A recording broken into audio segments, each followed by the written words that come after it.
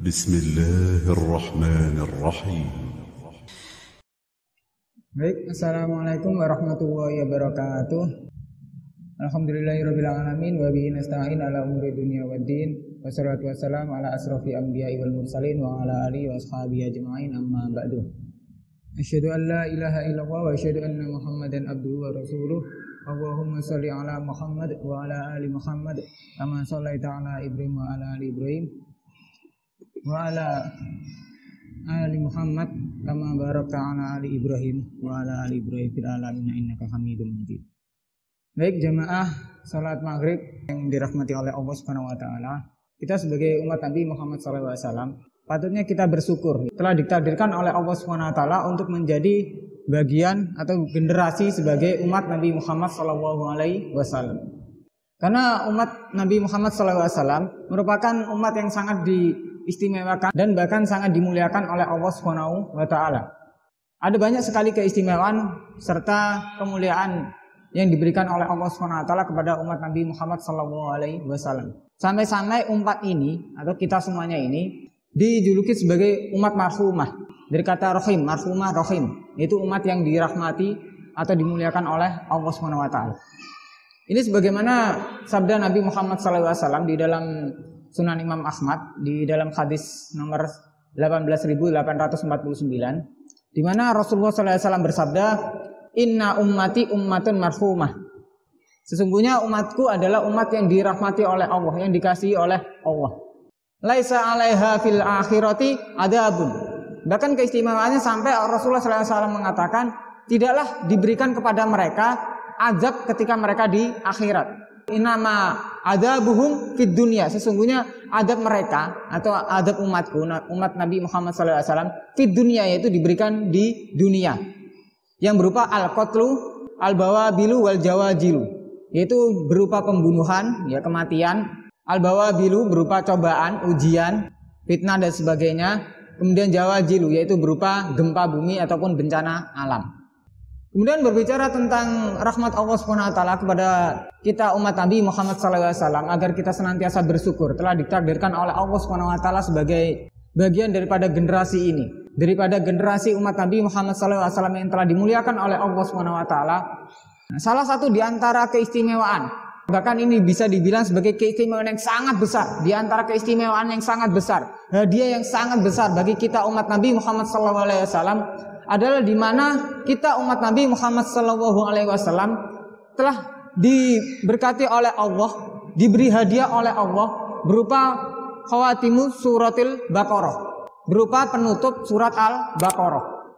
Jadi penutup di dalam surat Al-Baqarah itu merupakan ayat yang sengaja diturunkan oleh Allah Subhanahu wa taala untuk menjadi hadiah bagi umat Nabi Muhammad SAW. Yang insya Allah kita semuanya sudah menghafal daripada ayat terakhir daripada surat Al-Baqarah, di mana Rasulullah SAW bersabda dalam riwayat Imam Ahmad, atau itu sesungguhnya aku telah diberikan oleh Allah khawatimu suratil Baqarah, penutup daripada surat Al-Baqarah, min baiti janzin min tahtil arsi, yang mana itu diturunkan oleh Allah dalam pembendaraan dari bawah ars, la yutohunna nabiyun ba'di, yang mana itu belum pernah diberikan oleh Allah SWT kepada nabi-nabi sebelumnya.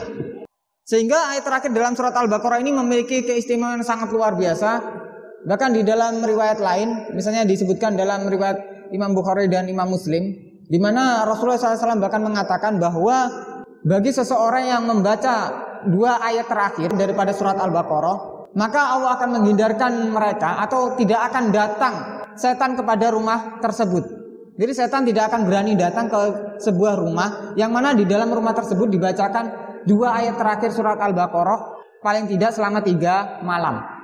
Kalau membaca 1 malam, di dalam riwayat lain hadis tingkat hasan riwayat At-Tirmizi bahwasanya Rasulullah mengatakan kalau dibaca 2 ayat terakhir di dalam 1 malam, maka Allah akan mencukupinya.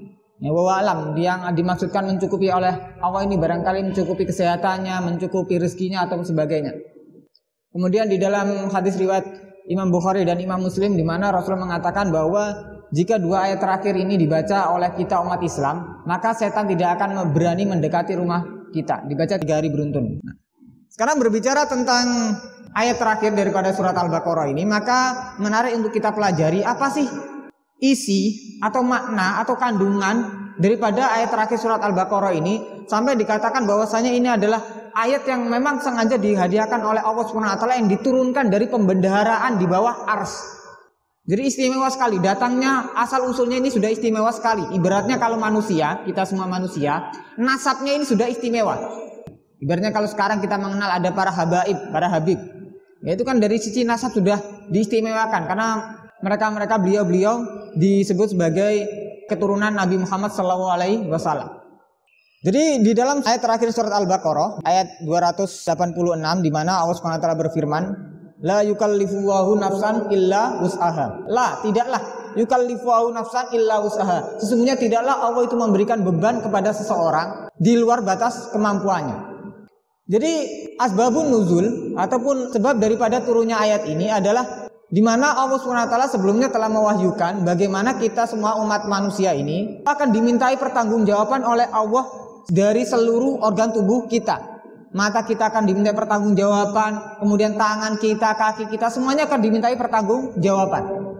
Membayangkan hal itu, maka sebagian para sahabat kemudian dengan rasa khawatir dan takut, ini ada di dalam hadis riwayat Imam Bukhari dan Imam Muslim, hadis sahih, bahwa para sahabat kemudian bertanya pada Rasulullah, ya Rasulullah, apakah Allah akan membebani kami, memberi tanggung jawab pada kami sesuatu yang tidak kami tanggung, tidak sanggup untuk kami pikul? Maka kemudian Rasulullah SAW mengatakan, apakah engkau akan mengatakan seperti orang-orang Bani Israel yang mana mereka mengatakan kami mendengar dan kami tidak mentaati? Maka Rasulullah kemudian berpesan, maka katakanlah sami'na wa ata'na. Maka katakanlah kami mendengar dan kami taat. Maka kemudian berdoalah kepada Allah untuk memohon ampunannya, serta katakanlah bahwasanya kita pada akhirnya akan kembali kepada Allah. Nah, kemudian berasal dari situ gitu ya, bahwa kemudian Allah SWT menjawab daripada doa dari sahabat-sahabat Rasulullah serta Rasulullah SAW untuk kita semua umatnya, menurunkan ayat terakhir daripada surat Al-Baqarah, yakni ayat ke-286 yang diawali dengan la yukallifuhu nafsan illa wus'aha. Dalam tafsir Ibnu Katsir disebutkan bahwa ketika Allah mengatakan la yukallifuhu nafsan illa wus'aha, ini menjelaskan daripada apa yang dikhawatirkan oleh para sahabat tadi, bahwasanya kita semuanya akan dimintai pertanggungjawaban oleh Allah dari semua organ tubuh yang kita miliki. Tetapi walaupun Allah kelak di hari perhitungan, yaumul hisab, di hari perhitungan akan memintai pertanggungjawaban atas setiap yang kita perbuat, tapi Allah tidak akan menghukum, Allah tidak akan menghisab dari perbuatan-perbuatan yang berada di luar batas kemampuan kita. Artinya Allah tidak akan menghukum dari apa yang kita tidak mampu untuk menolaknya. Kata Imam Ibnu Katsir, dikatakan bahwasanya Allah tidak akan menghisab atau bahkan Allah tidak akan menghukum dari perbuatan salah atau perbuatan dosa yang mana kita itu tidak memiliki kemampuan untuk menolaknya. Dicontohkan itu adalah seperti bisikan-bisikan hati. Masalah hati itu kan sesuatu yang sulit. Misalnya bisikan dalam hati, entah itu dalam hal akidah. Dalam hal akidah biasanya misalnya berupa tatayur. Tatayur itu percaya adanya kesialan, nanti nasial, nanti nggak beruntung, nanti atau bagaimana. Ataupun kaitannya dengan orang lain. Misalnya ada suatu peristiwa, suatu kejadian sehingga membuat kita jengkel di dalam hati, yang secara refleks kemudian hati kita mengatakan sesuatu yang buruk pada orang lain. Makanya termasuk sifat daripada karakter orang Islam itu adalah bagaimana menyibukkan dirinya dari pikiran-pikiran atau waswisu. Kalau dalam surat An-Nas disebut sebagai waswisu fi sudurin nas, bahwasanya selalu menyibukkan dirinya agar tidak terganggu dengan masalah-masalah ini. Sementara ulama kita Buya Hamka dalam tafsir Al-Azhar menjelaskan bahwa bahkan tidak hanya di dalam pertanggungjawaban, bahkan termasuk dalam kewajiban-kewajiban kita sebagai umat Islam, itu juga Allah Subhanahu wa taala tidak membebani kita dengan kewajiban yang membuat kita itu merasa berat untuk menjalaninya. Buya Hamka mencontohkan diantaranya adalah perintah sholat, di mana secara normal, secara ideal ya kita sholat seperti yang kita melaksanakan barusan. Ya ada ya bangun dari ruku, sujud, i'tidal dan sebagainya. Tapi kemudian kalau kita memiliki suatu ketidakmampuan, tak karena sakit, cedera, terluka atau sebagainya, maka kemudian di dalam fikih kita diperbolehkan kalau sholat tidak mampu berdiri sambil duduk, kalau tidak bisa duduk sambil berbaring, nggak bisa sambil berbaring pakai isyarat pun nggak bisa, minimal dengan kedipan mata. Itu contoh bagaimana bahkan tidak hanya dalam pertanggungjawaban, tapi juga dalam syariat-syariat agama itu juga Allah tidak memberikan beban yang berat pada hamba-hambanya. Kemudian berikutnya di dalam surat Al-Baqarah tadi Allah SWT melanjutkan laha maktasabat wa 'alaiha maktasabat. Laha kepadanya maktasabat dari apa yang diusahakan, wa 'alaiha dan kepadanya maktasabat juga apa yang didapatkan. Maksudnya yang pertama adalah laha maktasabat. Ini adalah baginya dia akan mendapatkan kebaikan dari apa yang dia lakukan.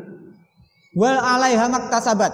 Dan mereka juga akan mendapatkan sesuatu keburukan atau dosa dari memang apa yang mereka kerjakan. Salah satu hal yang menarik di dalam Al-Quran adalah tentang diksi. Diksi dalam bahasa Indonesia itu adalah pemilihan kata.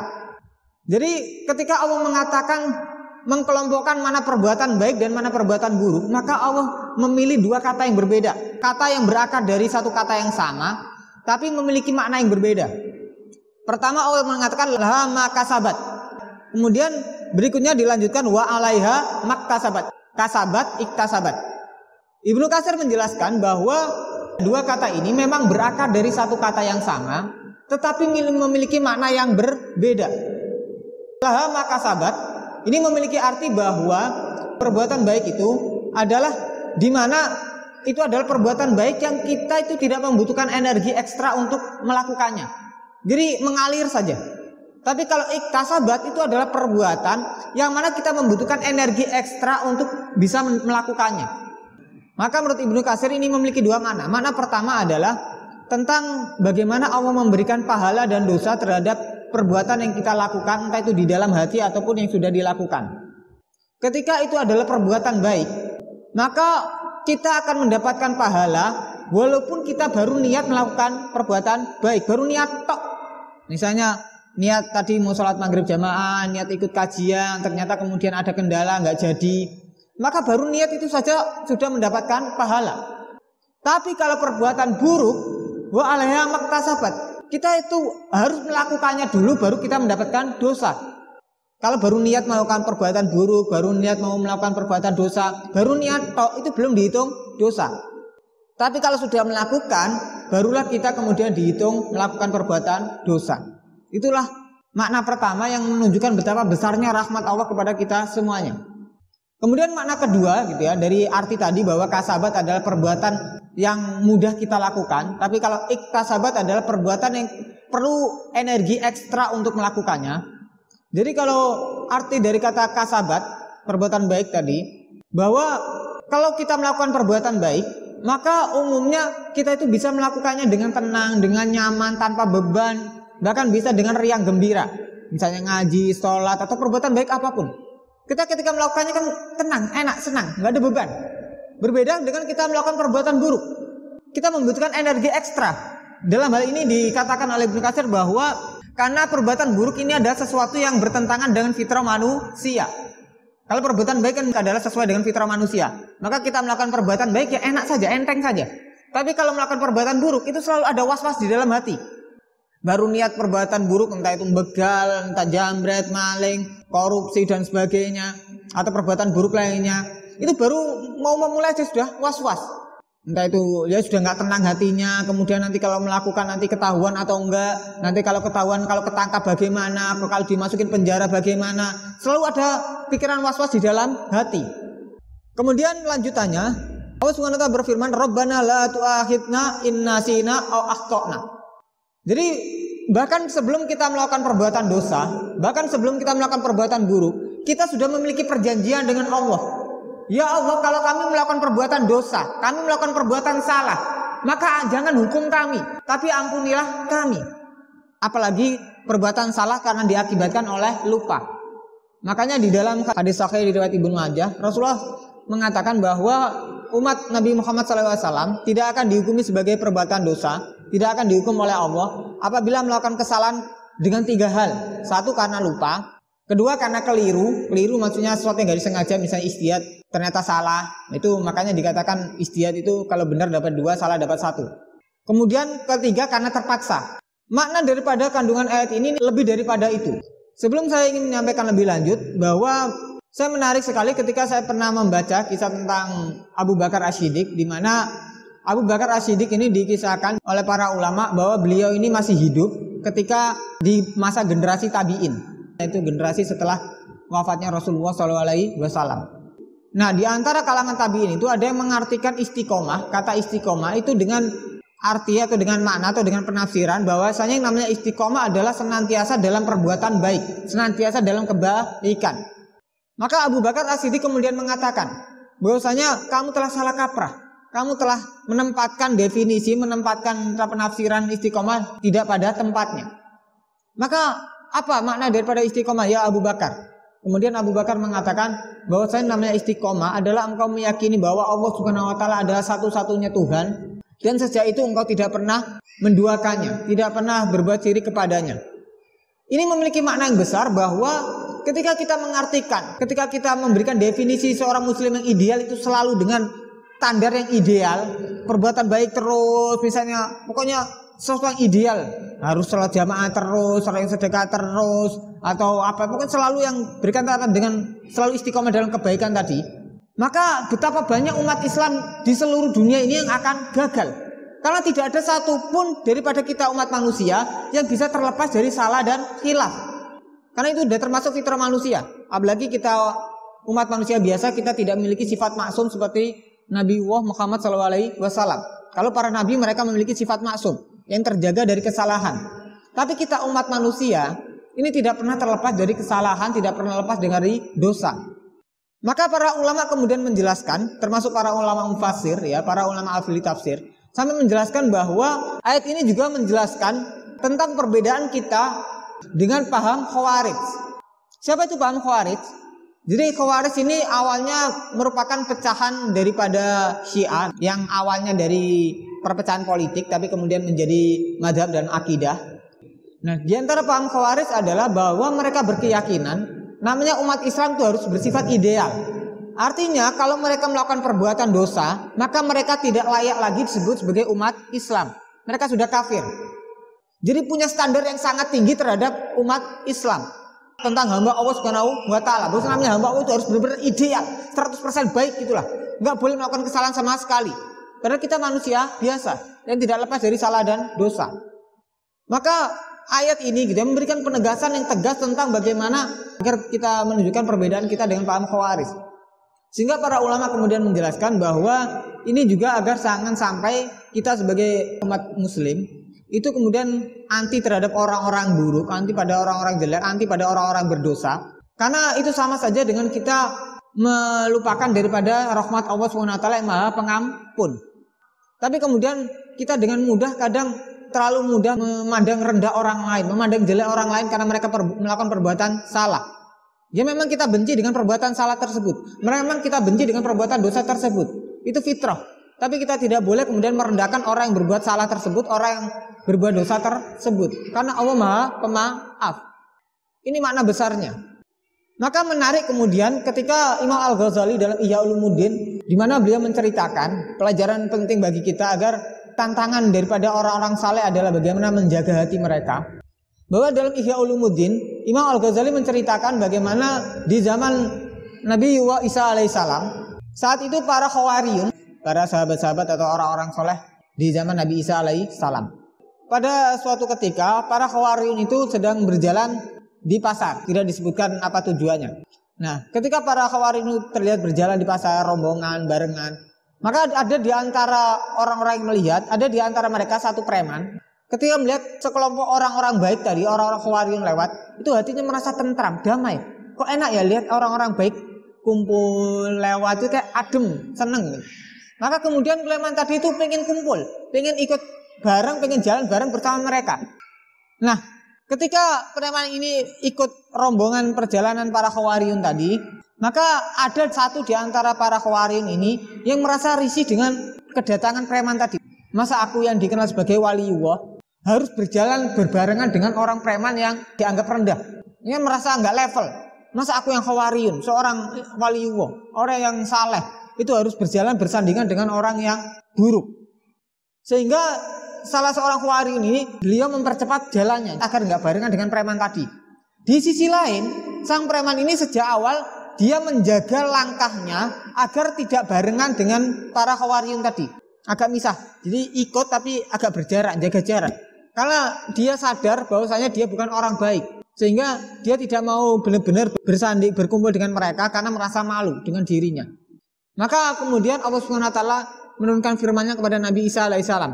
Ya Isa, katakanlah kepada dua orang tadi, bahwasanya orang saleh tadi aku hapuskan pahalanya kembali ke nol karena dia memandang rendah seorang hamba, merasa sombong dengan ibadahnya, merasa sombong dengan kesalehannya. Sementara orang preman tadi, aku hapuskan dosa-dosanya karena sikap tawaduknya terhadap kesalahannya. Dia sadar dengan kesalahannya, dia sadar dengan dosanya.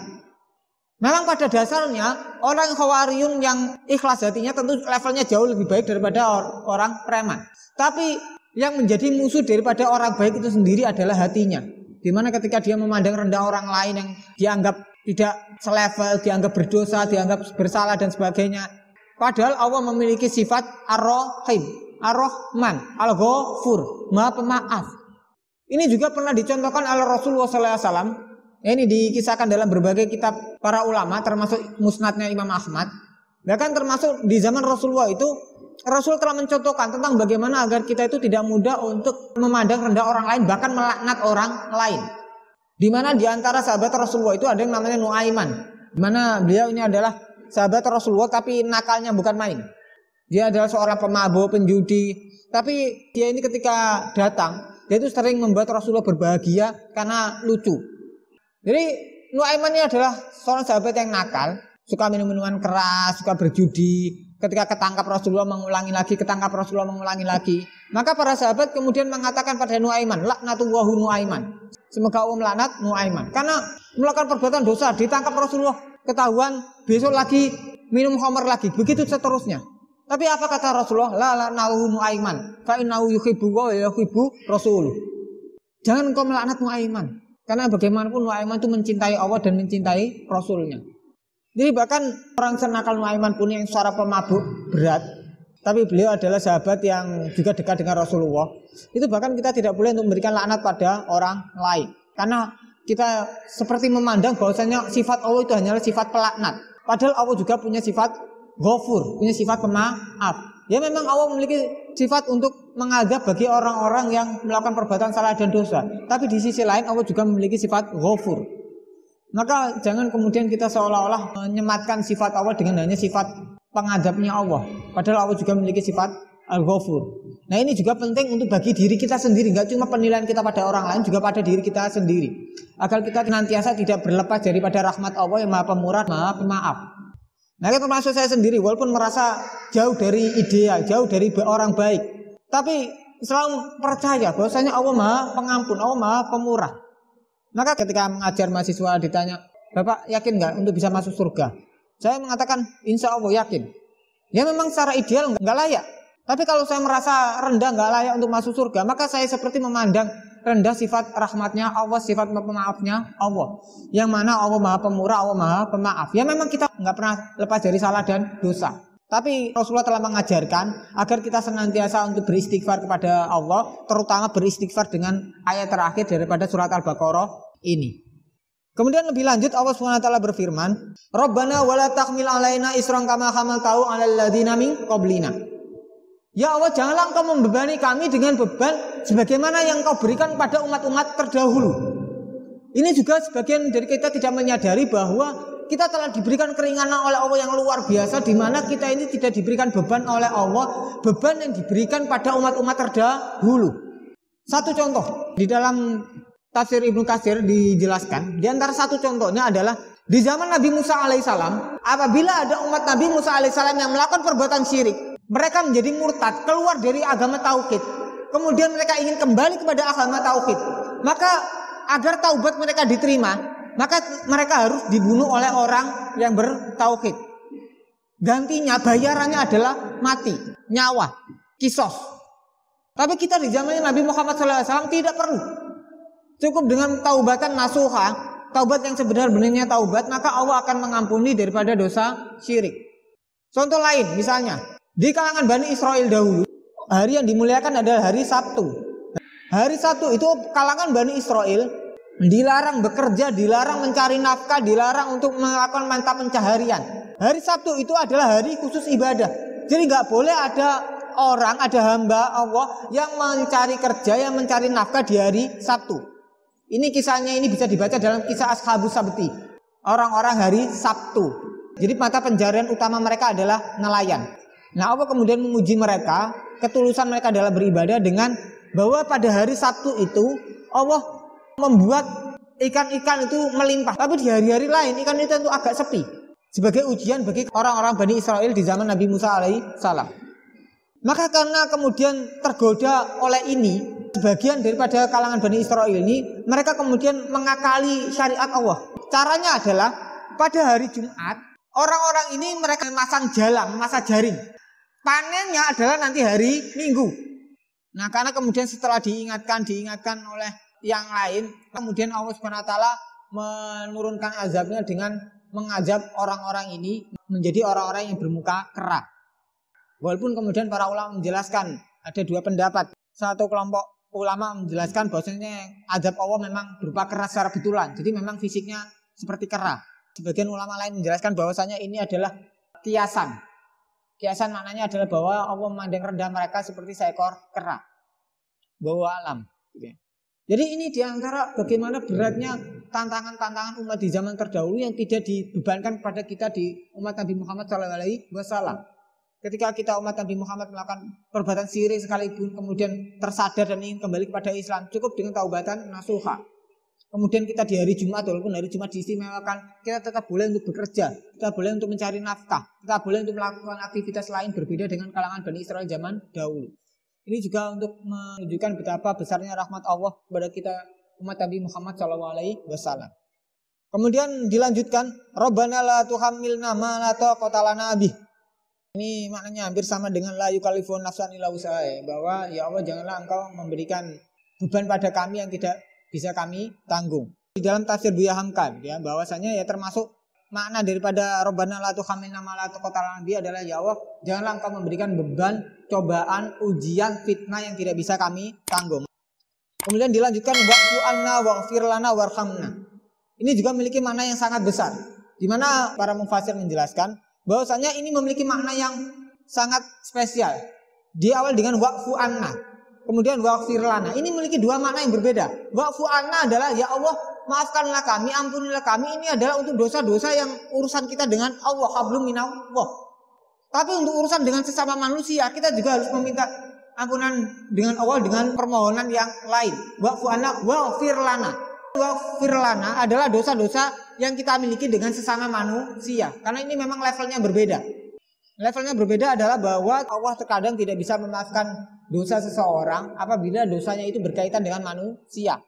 Makanya contoh ketika ada orang meninggal, kemudian umumnya kan ada pengumuman kalau seandainya almarhum mempunyai hutang dan sebagainya, mohon untuk menghubungi pihak keluarga. Karena nanti akan dibawa sampai mati. Kecuali sampai orang yang bersangkutan tersebut telah memberikan maaf dan ridho kepada kita. Makanya istighfarnya juga berbeda. Wa'fu anna waghfir lana. Kemudian ditutup dengan warhamna. Tidak hanya minta maaf, tetapi kita juga minta rahmat. Rahmat di sini Ibnu Katsir menjelaskan bahwasanya rahmat di sini memiliki tiga makna. Pertama adalah tadi bahwasanya kita memohon ampun kepada Allah. Kedua adalah kita memohon kepada Allah agar menutup aib-aib kita yang sangat luar biasa banyak. Tapi Allah Subhanahu wa taala Maha baik dengan senantiasa menutup aib-aib kita. Maka yang termasuk daripada ajaran umat Islam adalah agar tidak senantiasa mudah membicarakan orang lain, terutama hal negatifnya. Ya, karena itu bahkan diibaratkan seperti makan daging saudara sendiri. Maka kita yang juga sesama manusia yang sama-sama pendosa, maka jangan sampai kemudian saling mengumbar aib orang lain. Kemudian ketiga adalah agar kita dijaga oleh Allah dari melakukan perbuatan dosa yang sama di masa mendatang. Kemudian ditutup dengan anta maulana wangsurna alal qaumil kafirin. Sayyid Qutb dalam tafsirnya fi Jahalil Quran menjelaskan bahwasanya di kata terakhir ini anta maulana ini menunjukkan bagaimana lemahnya kita sebagai manusia di hadapan Allah. Maka senantiasa kita meminta pertolongan pada Allah, meminta penjagaan dari Allah Subhanahu wa taala. Sehingga termasuk daripada sunnah kita sebagai umat Islam adalah senantiasa mengawali perbuatan dengan ucapan bismillah agar kita senantiasa melibatkan Allah dalam segala urusan. Tapi tentu saja kalau kita garis bawahi bahwa ini tidak berlaku untuk semua orang kafir. Karena setelah turunnya surat At-Taubah atau yang disebut sebagai surat Al-Baro'ah, maka kemudian Islam ini menggaris bawahi orang kafir ini dalam tiga golongan. Kafir harbi, kafir mu'ahad, dan kafir zimmi. Nah, yang dimasukkan di sini tentu adalah kafir harbi. Itu orang kafir yang memang sengaja memerangi umat Islam, membenci umat Islam, memusuhi umat Islam. Tapi kalau kafir muakhad dan kafir zimmi itu tidak. Kafir muakhad adalah orang kafir yang memang dilindungi oleh umat Islam. Kafir zimmi adalah kafir orang yang memang hidup di kalangan umat Islam, tapi mereka ya berbuat baik, mereka yang menjalankan kewajiban mereka. Misalnya kalau di Indonesia yang bayar pajak, kalau di negara Islam bayar zakat, yang mereka ikut bayar zakat, ada penarikan dan sebagainya, mereka ikut. Nah, baik. Itu saja barangkali yang bisa saya sampaikan dalam pertemuan kali ini. Semoga apa yang saya sampaikan ada manfaat baik bagi saya sendiri ataupun bagi ya jamaah sekalian. Karena segala rahmatnya, segala hidayahnya, segala petunjuknya adalah milik Allah Subhanahu wa taala. Sementara kita semuanya termasuk saya ini tugasnya hanya sebagai mubalik hanya menyampaikan. Subhana rabbika rabbil izzati amma yasifun wa salamun alal mursalin walhamdulillahi rabbil alamin. Wassalamualaikum warahmatullahi wabarakatuh.